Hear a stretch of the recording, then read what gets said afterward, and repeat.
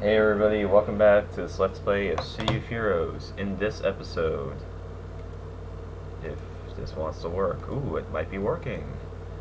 Thank God. In this episode, we're going to be going over tanker primaries. Alright, so let's get started. Starting off, if you take a look at tanker primary sets, you'll notice that they look almost the exact same as Scrapper secondary sets. I wonder why. Yes, tanker primary sets are all the armor sets that scrappers have as their secondaries, with a couple of key differences. With all primary sets, if you notice, as I click on dark armor here, whenever you choose a primary, I don't think I've explained this before, but as your first power, you can choose from the first two powers, and usually, actually, for you want to get both of these first two powers, but it gives you a choice, and not that it matters all that much. I'm only going to go over the differences between tanker primaries and scrapper secondaries. And in fact, I might just go over tanker secondaries as well. Another key difference between tanker primaries and scrapper secondaries is the tanker powers out of the box, so just right when you grab it, will always give you better defense bonuses than scrapper secondary powers. So say Dark Embrace here for a scrapper would give maybe like 20% resistance to lethal, smashing, negative, and toxic, but the tanker version might give 25% to all those. So just tankers are more survivable in general. Tanker, you can see this all the similar armors: dark armor, electric armor, fire armor, invuln, shield, willpower. Willpower on tankers. If you want, if you want an unkillable monster, a willpower tanker is just stupid. But I'm gonna go over the two power sets that aren't found in the scrapper secondary, and that one is ice armor. Ice armor is a really interesting power set. Very offensive, like almost more offensive than Fiery Aura, except it's like I'd say I'm not even sure what to call ice armor. It's very unique, but it's a defensive base set, but you gain more defense with more enemies around you with this power called Energy Absorption. In my opinion, one of the best powers in the game. Energy Absorption is like a power sink power, except it also adds to your defense totals too. Great power.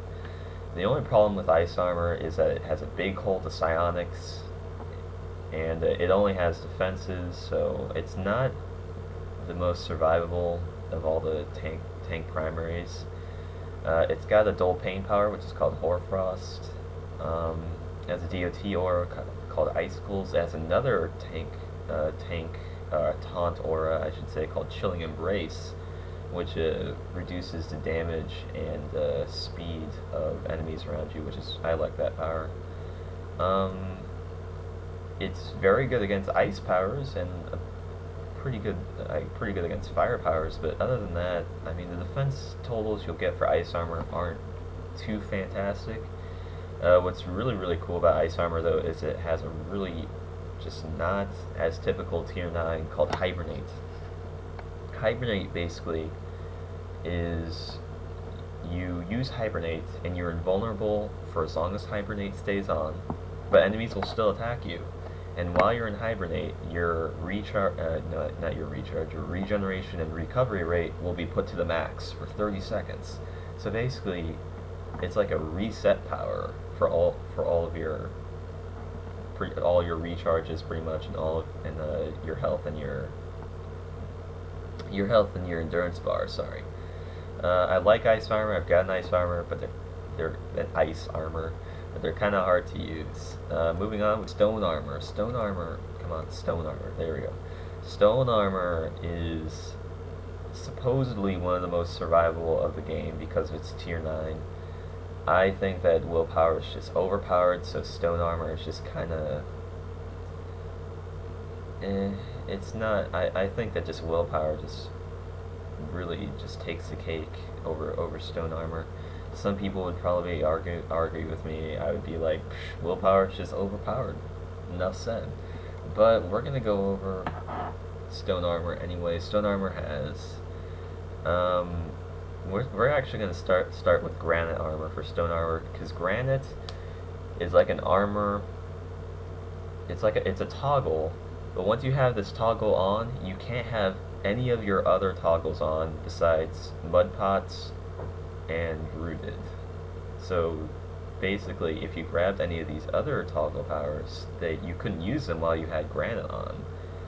And granite makes you super survivable. It gives you better bonuses than you'd say have with willpower. But the problem with granite is you become very slowed because you're encrusted in a just a big granite armor, and you become a lot bigger actually. It's really cool, and also it makes it so you do less damage, not a lot less, but less damage, and it also makes it so you can't use fly powers, you can't use run powers, you can't use leaping powers. It reduces your recharge by a lot, and just granite for its negatives, just it's not as good. It's just a little bit lackluster compared to some of the other sets. I hope they change that a little bit, but I probably won't see anything like that. Great thing about granite though is also it grants mez protection along with its own mez protection, so you can get almost unmezable with granite and rooted on, which is really good. It has a dual pain power called Earth's Embrace, really good power. It also has Mud Pots, which is a DOT aura. Other than that, not too much else to say about stone armor, and that's about it for tanker primaries. I'm just gonna move on to tanker secondaries real fast.